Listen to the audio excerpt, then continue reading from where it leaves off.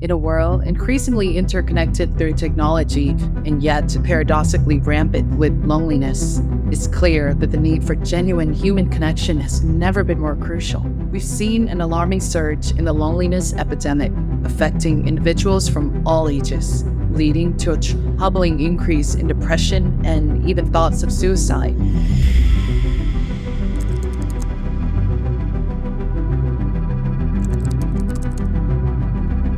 The numbers are not just statistics. They represent real lives and suffering. It is essential to remember that as human beings, we're wired for connections. No individual or organization can thrive without it. As social creatures, we long to bring value and feel worthy to the world around us. We all long to be heard, seen, and to belong. Whether to seek to be seen on social media, to join movements to fight for our community, or to fit into a group. It reflects our intrinsic desire for connection and meaning. I am privileged to be joined by an individual who has dedicated her life to bridging the gaps of disconnection in our society and fostering meaningful connection through a unique blend of creativity and narrative therapy. Shari Foos is a family and marriage therapist. She is also the founder of the Narrative Method and the leading figure in the human connection movement. Shari's work has been instrumental in creating products, programs, and experiences that employ the power of stories and creativity to help people connect to themselves and others on a deep level. Today, we'll be discussing how creativity can be a powerful tool in combating this growing issue.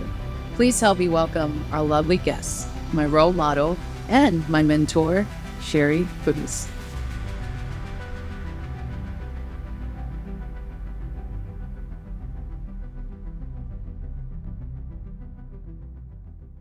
Thank you so much, Shari, for agreeing to join me today to speak about this urgent matter in our society today about the loneliness epidemic that we are seeing in society. I think it's very important that we should shed light on this subject and see how we can come together and talk about how creativity can be the antidote and medicine to helping us get more in touch with ourselves and also connect with other people more deeply. Absolutely. Thanks for having me. Yes.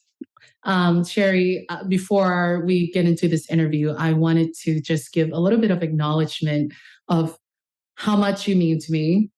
You are a mentor, a role model, an inspiration, and a woman who I look up to so much. So tell me why this subject or this topic is so important to you. Why is loneliness so important? You know, we are suffering an epidemic of loneliness, which the U.S. Surgeon General has talked about. Japan has a cabinet of loneliness.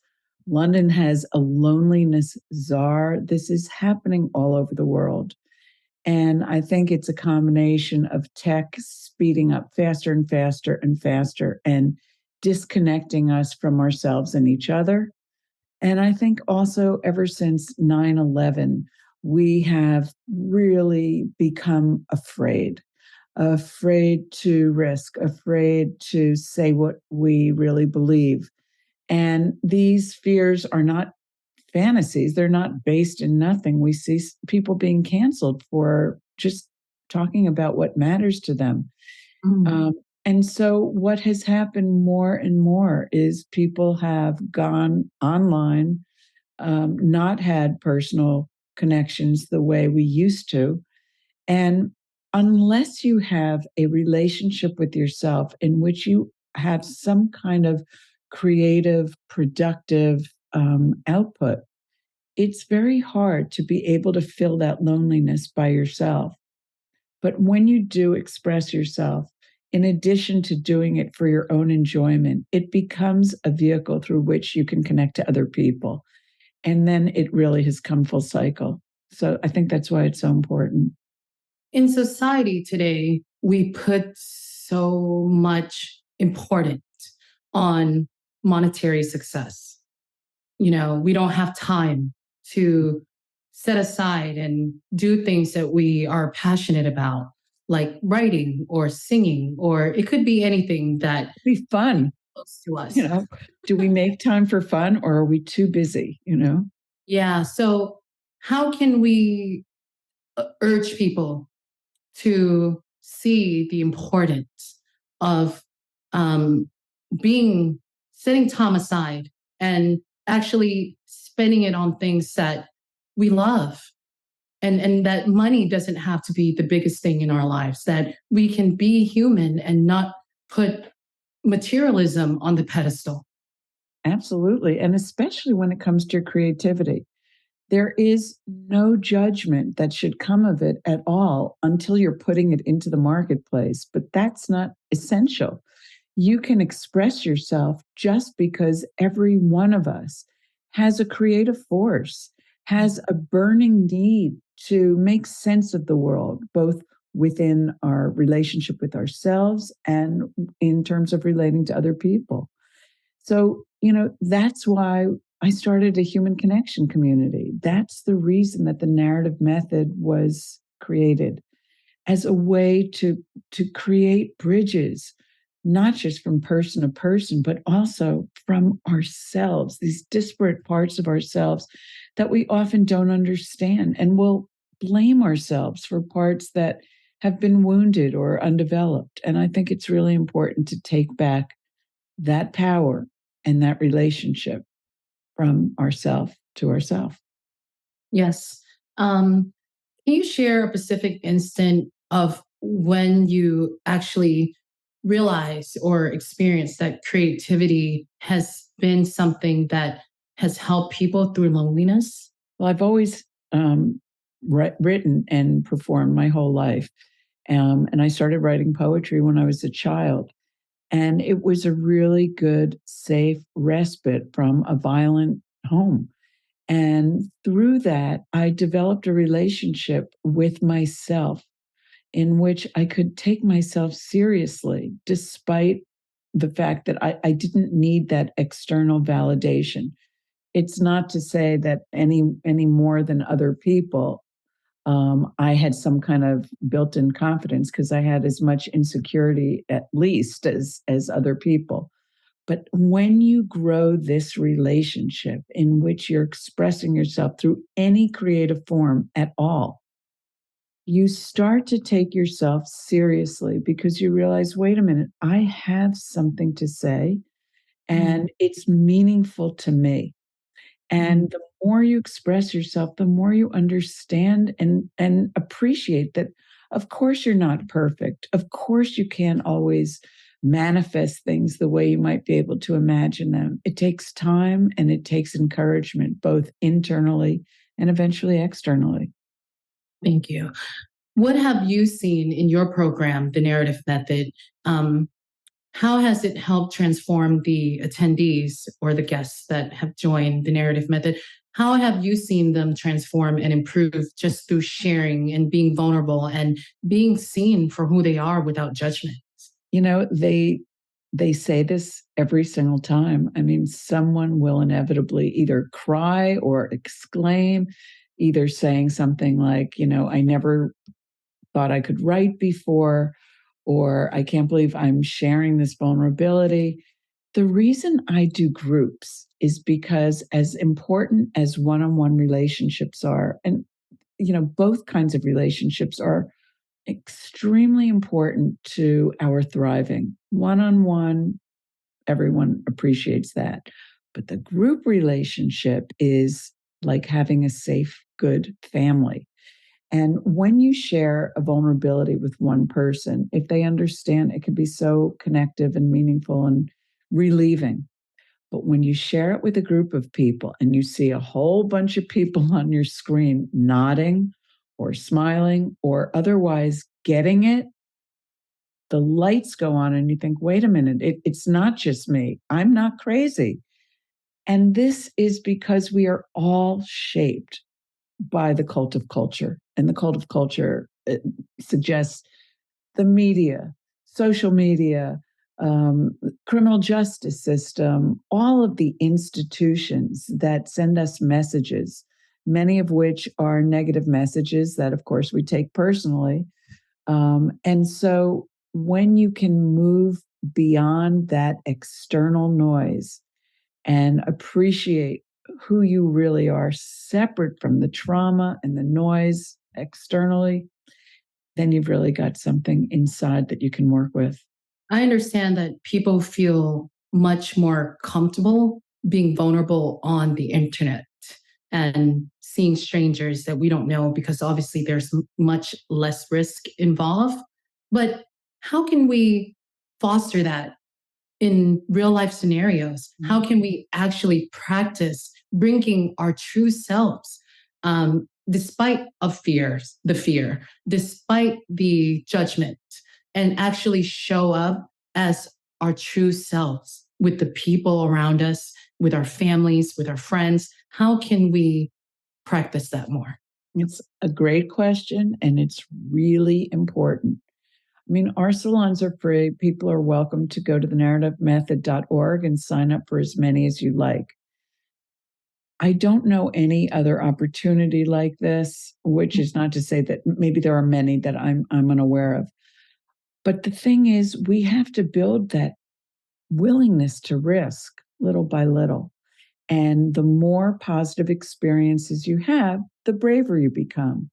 It's not because you're a baby or there's something missing or wrong with you. The reason we have these fears is because we've been hurt before. We don't want to, even though it seems like, oh, I wish I could just get rid of that fear. You don't want to get rid of any of your memories or experiences. You may want to quiet them down proportionately to what is more important for you to remember. But the truth is, it's because of what's happened to us that we make decisions or make pivots or make changes that are really important. So it's a matter of talking to yourself like you are your own loving parent and say, honey, I know it's scary, but I'm going to do it anyway because I believe there's something for me on the other side of that, which is a liberation that I don't have to just sit here and hold all of these thoughts and feelings and worries. I can express them to other people and get a positive reaction, partly just because I was brave enough to express myself, but also because other people can relate. I do believe that as well, that when we give ourselves permission to show up, that we also liberate others in that process as well. I understand the value that comes from that, especially being able to join the narrative method as one of the attendees. I understood what that brought into my life during the pandemic when I felt so lonely and isolated. And, there were moments where I felt like I didn't have anyone to turn to. And I remember waking up and signing up for a class, and it was free. Here it is, a place on the internet that I can just go and meet people and share my art, creativity, or even just show up to listen to someone or have someone listen to me, even if it's just for an hour. That to me has brought so much value, so much more than going out and meeting strangers, in random places just to have some human interaction, but to have something deep and profound in that sense that when you show up and people are welcoming you and not judging you and to be embraced by these strangers who don't even know you, but yet we all share this humanity. And that to me is invaluable. I appreciate you and I thank you so much for creating a program that, are bringing people together and helping us return back to who we really are. I love it. And, the thing is, we should be able to go out and meet people and start in the middle of a relationship, meaning I'm going to assume that it's going to be safe. I'm going to assume that we're going to really connect. Imagine if whenever you met a new person, you just completely bypassed all the BS of small talk. We can do that. I mean, we're doing it online where it should be impossible to have deep connections. But when you bypass the small talk, and by the way, people don't really necessarily get that it's the small talk that makes us nervous, not the big talk. People love to be asked the big questions. It's like, where are you from? What do you do? I don't know. I mean, I don't know. I don't know what to say. What's your favorite color? Really? Who cares? So it's exactly what you're identifying is exactly right. It's that you're putting aside the anxiety of trying to connect and instead using your curiosity to connect, using your humanity and your appreciation that no matter what our differences, we're built the same way. We all bleed, we all love, and we all need deeply to feel seen. Yes. Yes, yes, yes. And I think when we put other people on a pedestal or we fear them, in my own experiences too, is I just want to show up as me. And I want people to do the same. Yeah. And I want to be loved and seen for it. And I want people to also receive the same thing. For me, is my question for you is how can we help people in that first step? Mm. For us to honestly just cut through the bullshit. Yeah. Honestly, is I personally am sick of it. I just want to get to the core of people, which is honestly not even the core. For me, small talks are the things that it's a waste of time. Yeah. I think deep conversation, getting to know people for who they are is actually should be the simplicity of life. It should be at the forefront initially with meeting with someone is to connect deeply. Why do you think it's so hard for us to do that? Because it's actually the instrument or the tool that is going to help us with loneliness and actually being seen and to connect with people in an intimate way. Somebody's got to go first. So as long as you know it, it might as well be you. And the idea is that instead of putting out an abstract intellectual idea, if you share something about yourself that is personal or vulnerable, just clearly real, the other person will go down to a deeper level. So if I say to you, the epidemic of loneliness is so serious and so universal, and it's really hurting people. It's a fact, and it's one way of talking about it. But if I say to you, the epidemic of loneliness has come to my house, and there are times when I just don't want to go outside my door. I don't want to deal with the world. I just want to be cozy and read or watch TV or do my work or just not have to go out and deal. And this idea of going out and dealing, we've had a lot of trauma because of the pandemic and because of all kinds of things. Yeah. But we cannot let that overwhelm our bigger need to connect and to live and to celebrate life and explore and to, do the things that are important. If we're going to be alive, let's live. And, we need to recoup, we need to get our energy back, but we also need to kick ourselves a little in the butt and just go out and do it. What do you have to say to the kids, teenagers, adults, human beings who are suffering from loneliness right now? What do you have to say to those people? Most important thing is you are not only not alone, we all suffer loneliness. It's not just in Western culture. It's not just among some people. There is an existential angst and loneliness and worry to being human. It's partly because we know we're going to die. It's partly because we can't always explain ourselves. It's partly because the world isn't all about us, and sometimes we have to wait to have our needs met. But it's not because of a flaw within you. And that is the most important thing to understand. It's not anybody's flaw. It's the human condition in this particular time and space. It's gone blown out of proportion because of so many of these other issues.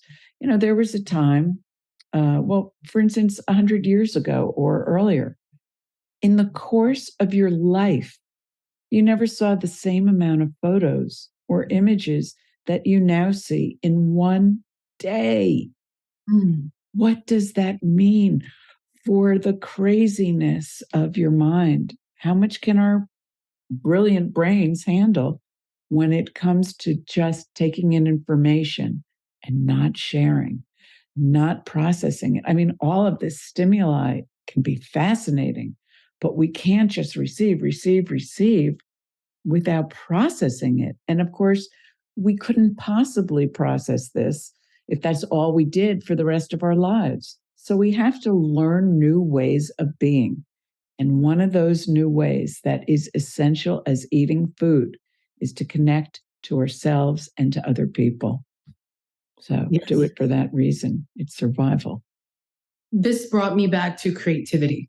To me, personally, and I'm sure as for a lot of people out there, creativity is what helped me feel less lonely. Is what bring me deeper into myself.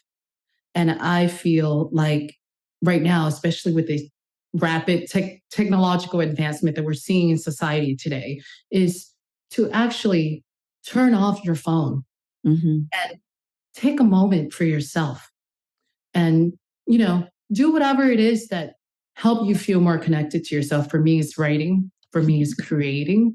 That to me is an act of creativity or an act of creation. And it helps me to just not be distracted from outside stimuli or influences. And what I feel is that is my medicine. Absolutely. Whatever your art form is, and it doesn't have to be a formal art form, just something that's meaningful to you, another way to express yourself.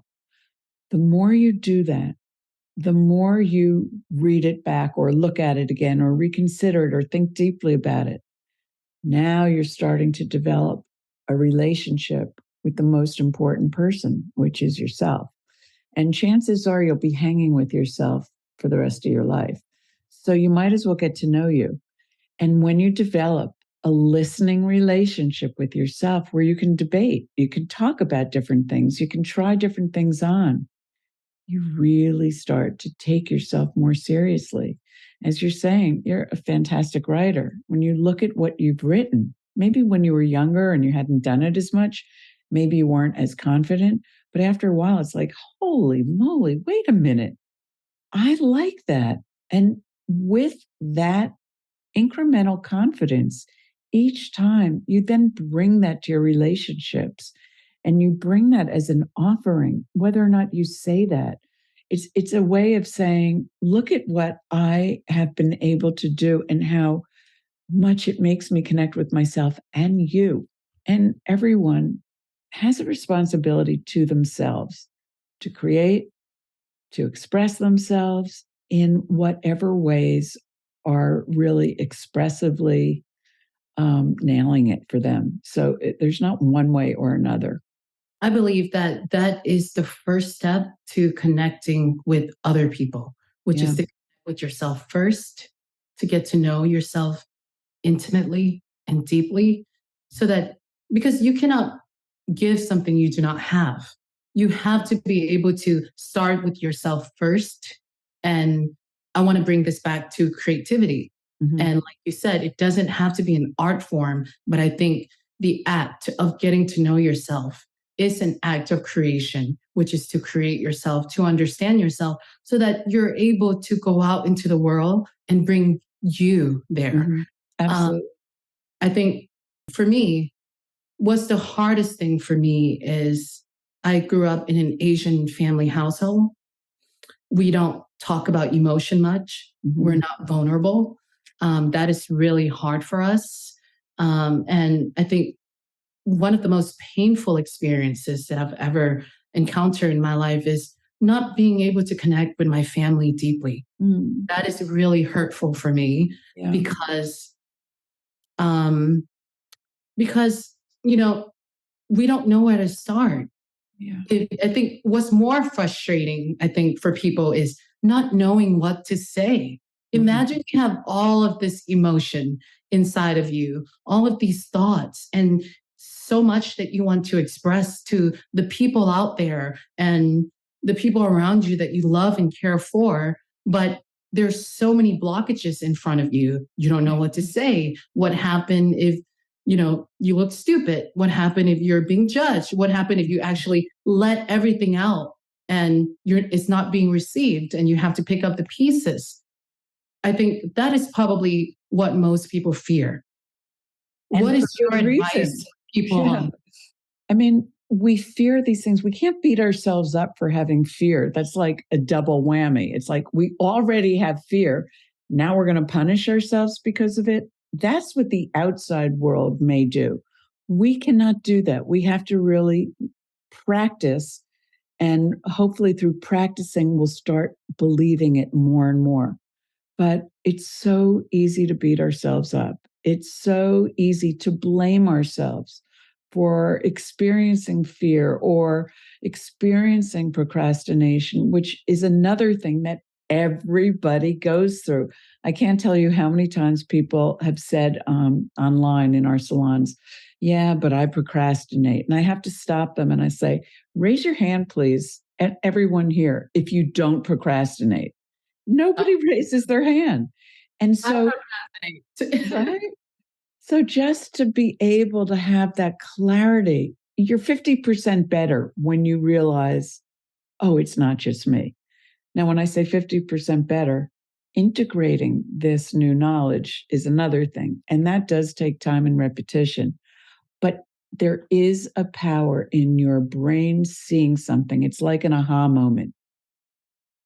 You're different. Oh my God, I didn't get that one piece. Now I see the world differently. Again, it still takes time to integrate new ideas. But once you've felt it, you're on your way because you know what you're looking for. You know the path you're following.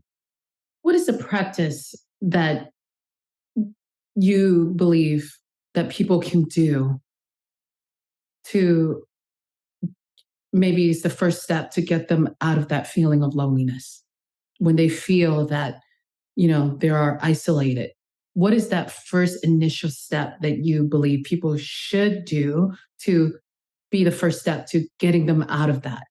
I think, the opposite of loneliness and depression and huge anxiety is volunteerism, meaning do something for someone else. Get out of your own head.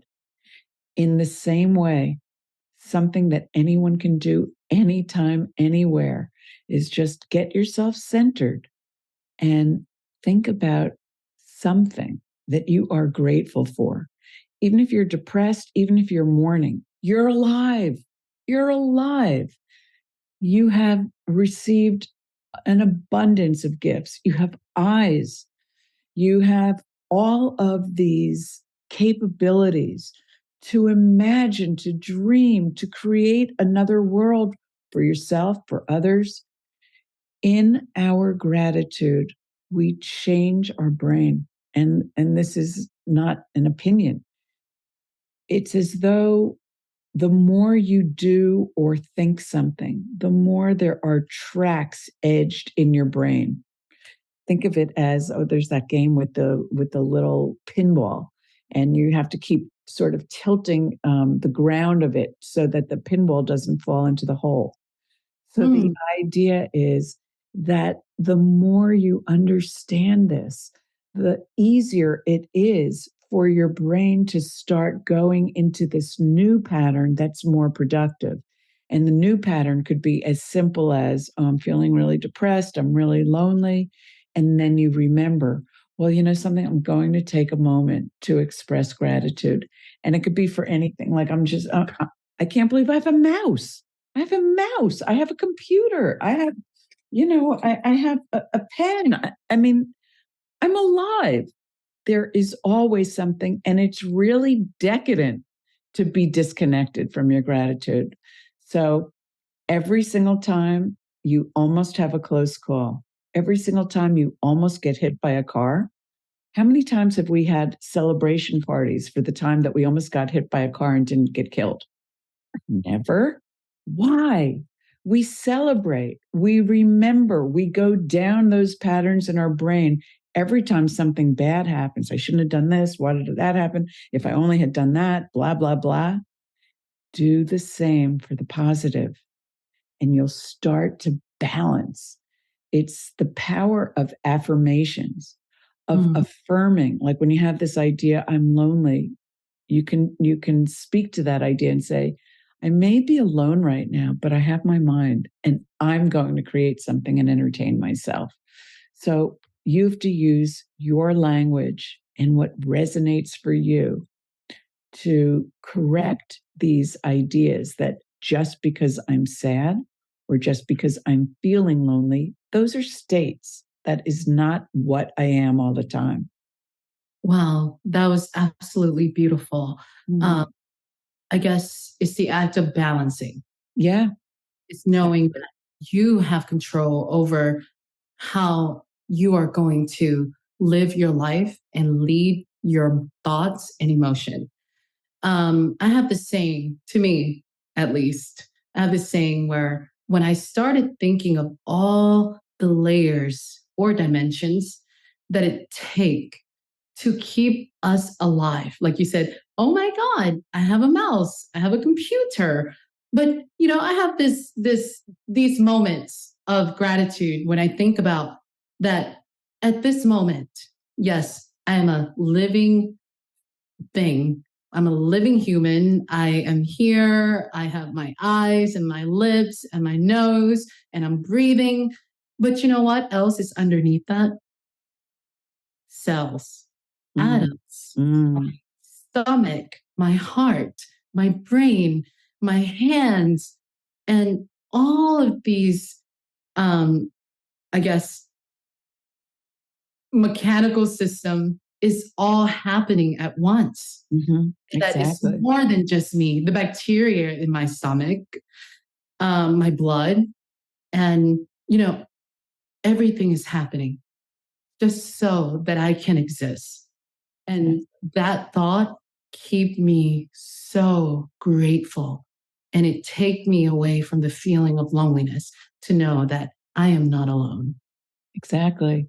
And, the other thing that really thrills me to no end is science. Science is so fascinating. And I'm going to recommend, if somebody's ever bored or lonely or whatever, go online, go on YouTube and look at videos of science, whether it's nature or one of my favorites is looking through one of these microscopes where you will see a bug magnified to a huge extent. If you look through an electron microscope at a blade of grass, you will see that grass looks like smiley faces, and I'm not kidding. You can find that online. Look under YouTube for electron microscope. But the point is, when you look at anything magnified so enormously, you cannot help but think, I don't know anything.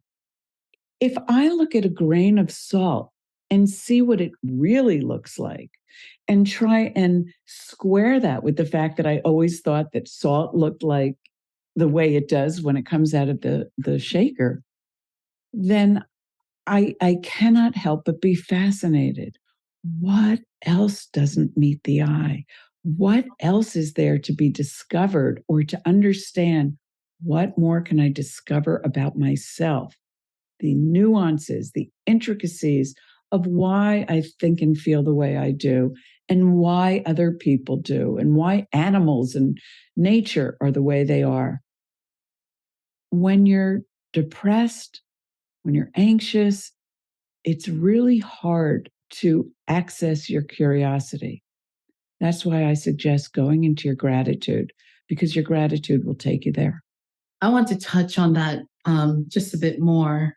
I think I would compare it to that feeling of when I am at the peak of the mountain and I am overlooking this beautiful landscape, and it's so grand and big, and the science behind it that, and all the animals around me and plants and trees and stars and sky. You don't have to be with another human being. Just by existing alone and actually taking a moment to pay attention to the things that are surrounding you, just leave you in awe. Exactly. And awe is the word, well, in the narrative method, awe stands for awareness, wonder, and empathy. And if you approach your life that way, you can't stop being fascinated. And that's really the trick, is to understand that this thing that you have is so much more genius than anyone has told you. The way we're rated by IQ and other factors is so absurd. Your imagination has memories of every single thing you've ever done that you may not be able to access it in language, but we're imprinted by every single thing that happens to us, every thought that we have, every experience that we have. And when you go into your imagination to create and you're not driving, you just let yourself go with the faith that your imagination is smarter than you, no offense, then you will find things that will fascinate you even more deeply, or things that will be clues to, wow, that is why I was always afraid to do this or that, or that's why this has meant so much to me.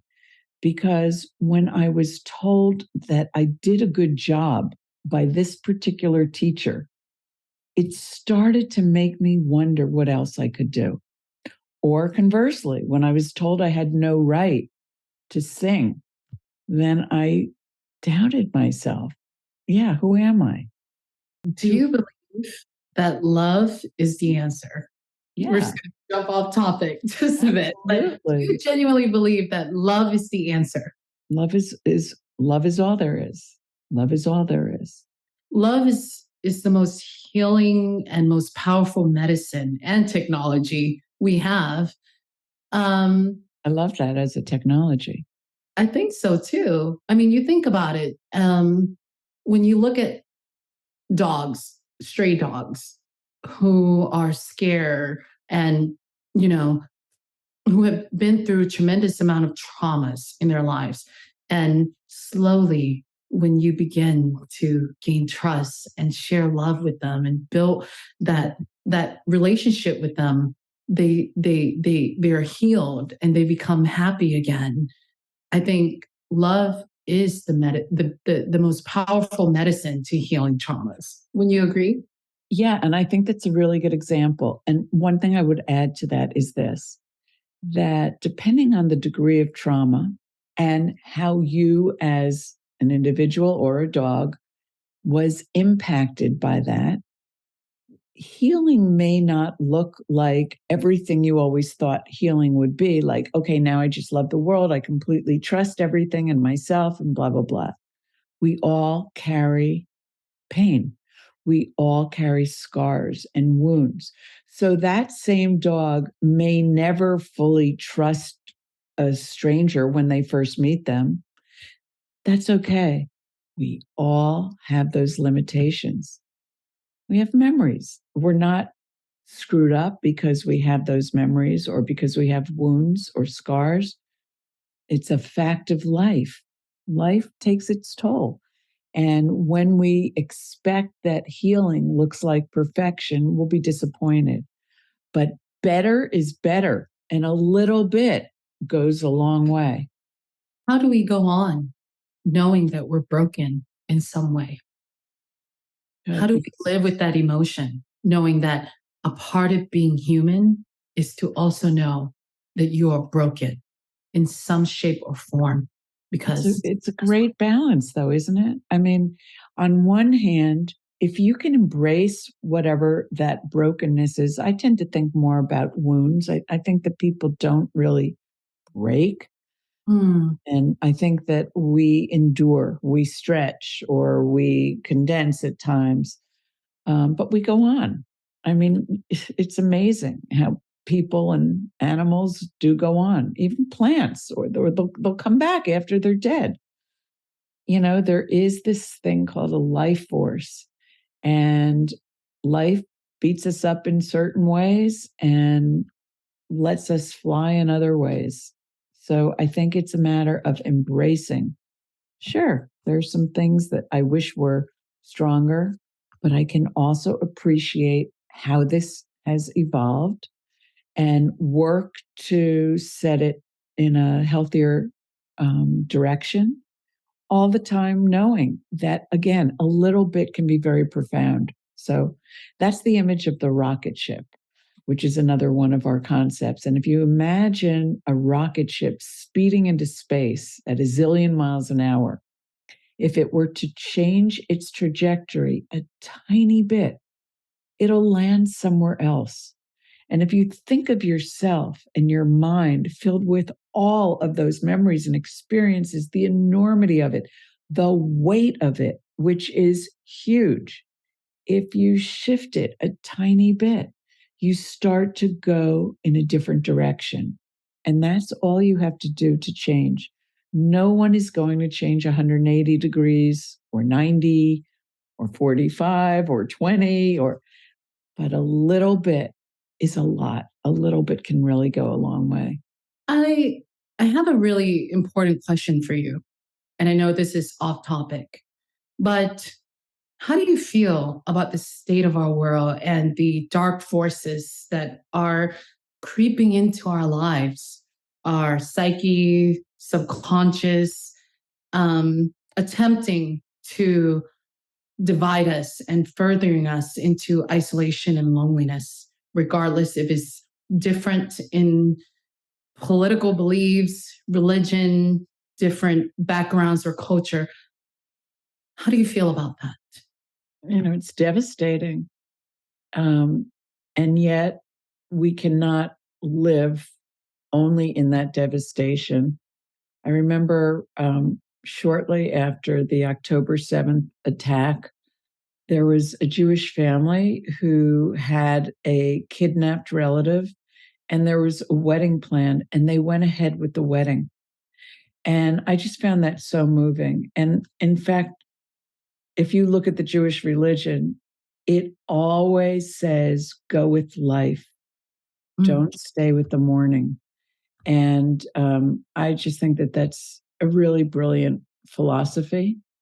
And, on another level, how do I deal with it is I try and stay with the value that every human life is important, is equally important as every other. And for me, what I believe is one world. I want to be a citizen of the world, and I try and see everyone else as the same. And in that, we can really make changes, and we can cope better with such devastation. It's such a simple idea and belief that we are all the same. But, with the outside noises, Yeah. I believe in this. Well, I don't agree with you. You look different from me. We didn't come from the same upbringing. So there are all of these distractions that keep us so separate from each other, especially when you go on the internet or on social media and you see that there are all of these polarizing ways of seeing the world. How can we come back and return to our humanity And what would you say to the people, or what do you think is the solution to that? I mean, I can't speak to a big S solution, but I can say that when you have the presence of mind and the space to have a conversation with yourself, do it. When you are feeling just lost, overwhelmed, just beyond knowing how to take care of yourself, practice gratitude. And always in trying to connect deeply to yourself, then move that outward to another person.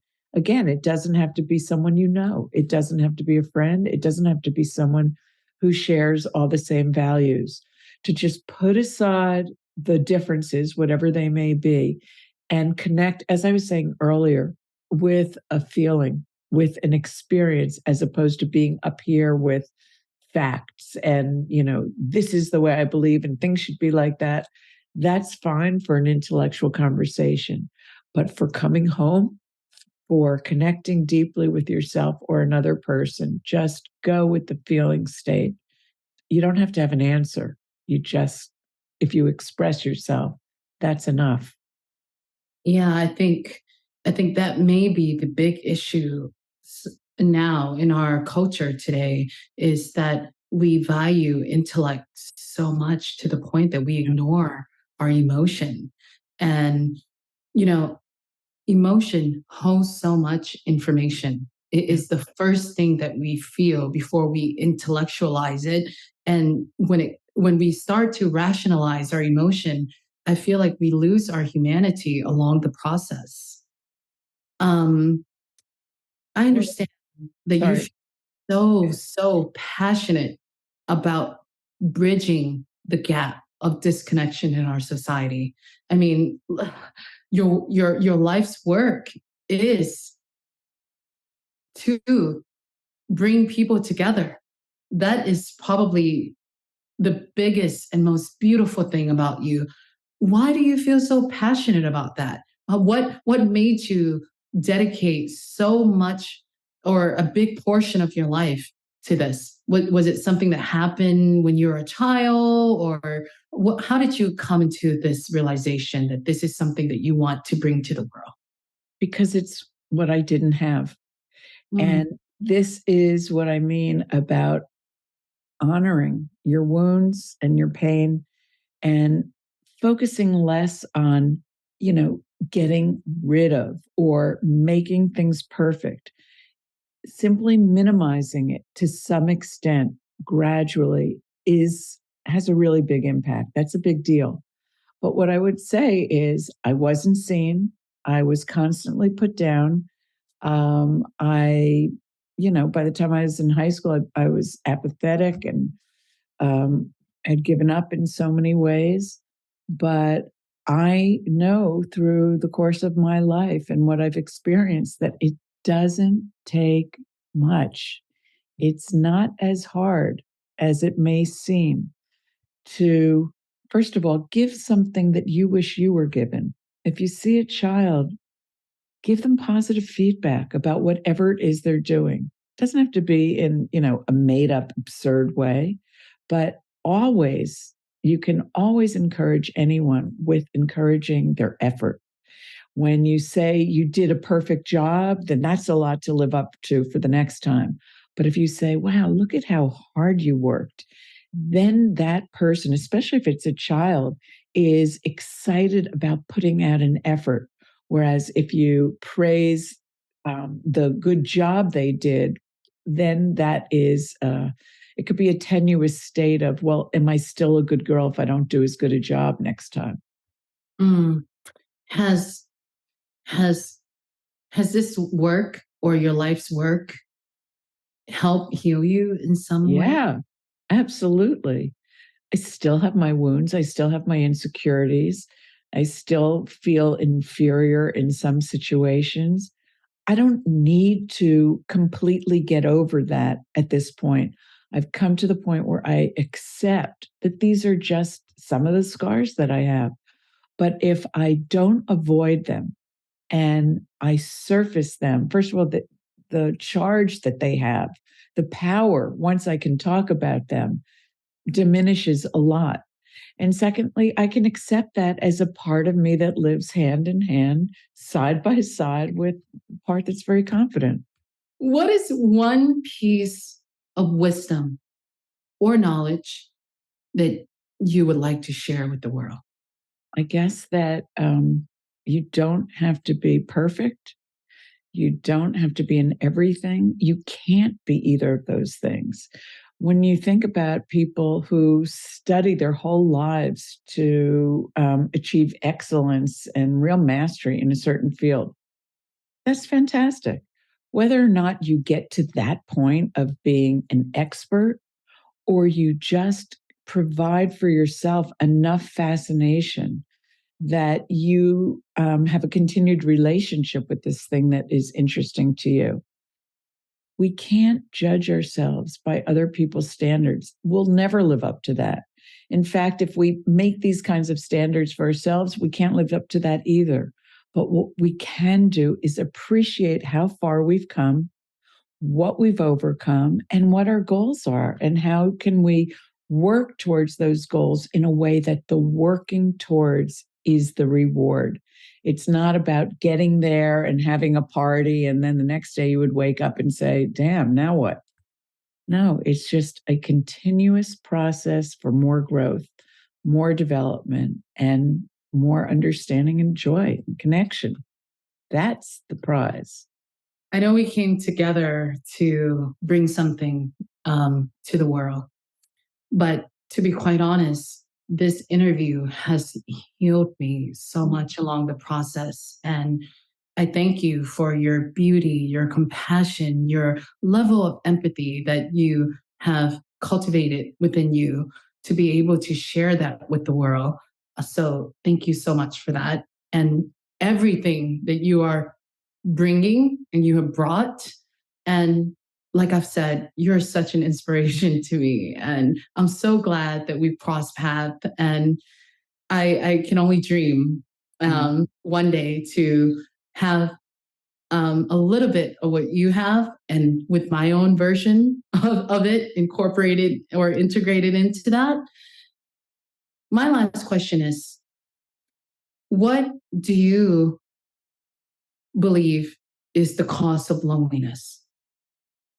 Why do we feel lonely?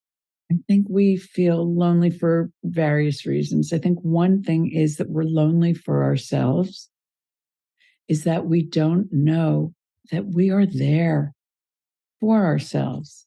And in that same way that we can sometimes so easily forgive someone else or provide accompaniment to them, we have to learn to do that for ourselves. That's the first part. And then the second part is understanding however long you've been here on earth, you've been drinking the water and eating the food and breathing the air. We have a job. Each of us has a responsibility to put something beautiful back into the world. And only we can define what that is, and that can change over time. But when you take on that responsibility, it's another way of taking yourself seriously and realizing, A, I have something to give, and B, it's my job. I have a purpose, and it's for me to decide, it's for me to shape, but I have to give something to the world. And in that gift, I'm healing myself and putting healing in the world. So to share is to care for ourselves and other.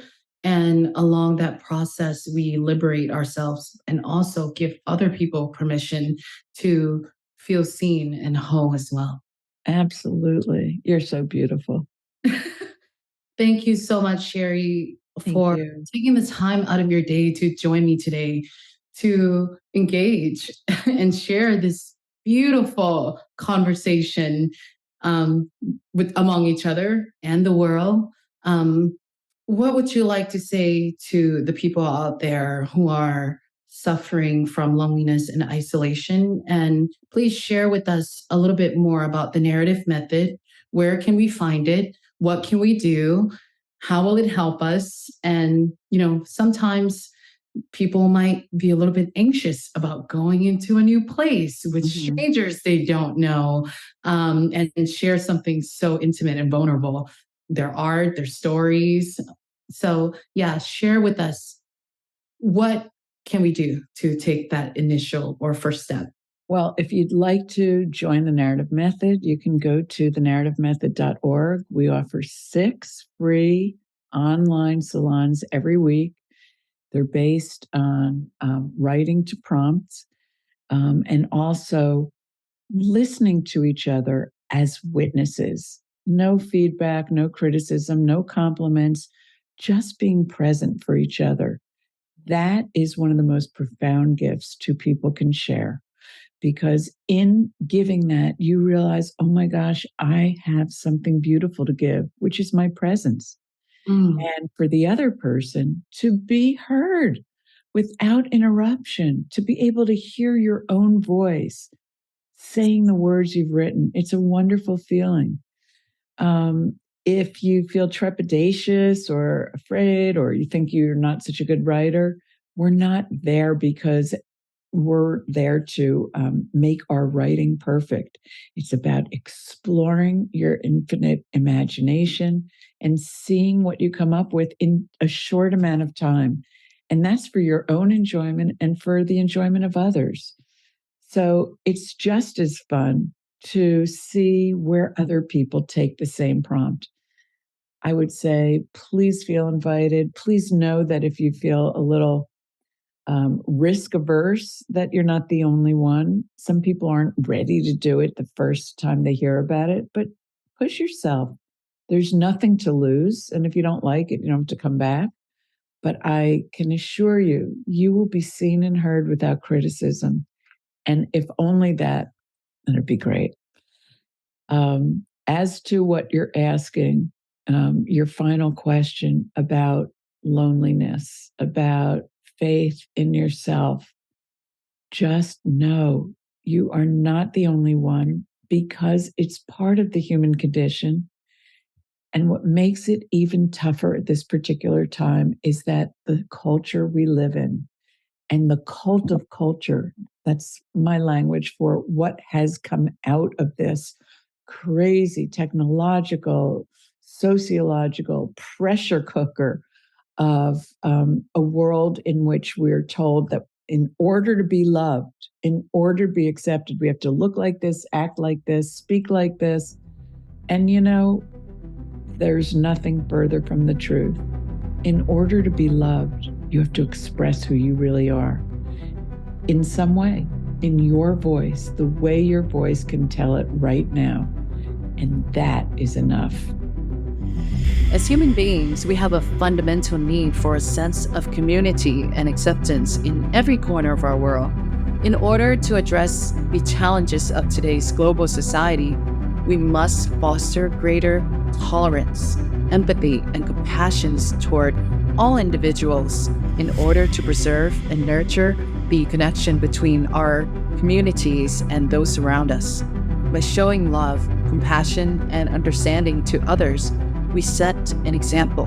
And through this interconnected web of love and compassion, we create an environment that extends a warm welcome and embrace to others, providing them with a sense of community and belonging.